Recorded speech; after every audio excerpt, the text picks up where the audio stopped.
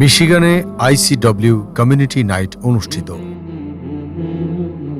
গত 25 ডিসেম্বর বৃহস্পতিবার মিশিগানের Islamic centre of Warren মসজিদ আল ফাতাহের উদ্যোগে ICW কমিউনিটি নাইট প্রোগ্রাম অনুষ্ঠিত হয়। অনুষ্ঠানে সভাপতিত্ব করেন সেন্টারের সভাপতি মাওলানা রফিকুল ইসলাম এবং সঞ্চালনায় ছিলেন সেক্রেটারি আব্দুল আহাদ চৌধুরী। অনুষ্ঠানের প্রধান অতিথি হিসেবে আলোচনা করেন আল কোরআন দাওয়া সেন্টারের চেয়ারম্যান ডক্টর রুহুল আমিন। এর আগে মসজিদের ইমাম মাওলানা আব্দুল বাসিত উদ্বোধনী বক্তব্য প্রদান করেন। পরে ফান্ড রাইজিং ডিরেক্টর শাহিদুল ইসলাম মসজিদের সার্বিক কার্যক্রম পরিচালনায় সবাইকে আর্থিক সহযোগিতার জন্য আহ্বান জানান।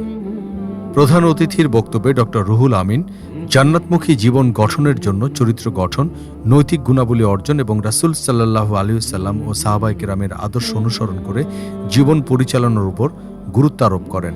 কমিউনিটি নাইট প্রোগ্রামে Renaissance cultural group of Michigan পরিবেশিত হামদ, নাতে রাসূল ও নাশিদ অনুষ্ঠানে ভিন্ন মাত্রা যোগ করে এবং উপস্থিত সবার প্রশংসা কুড়ায়।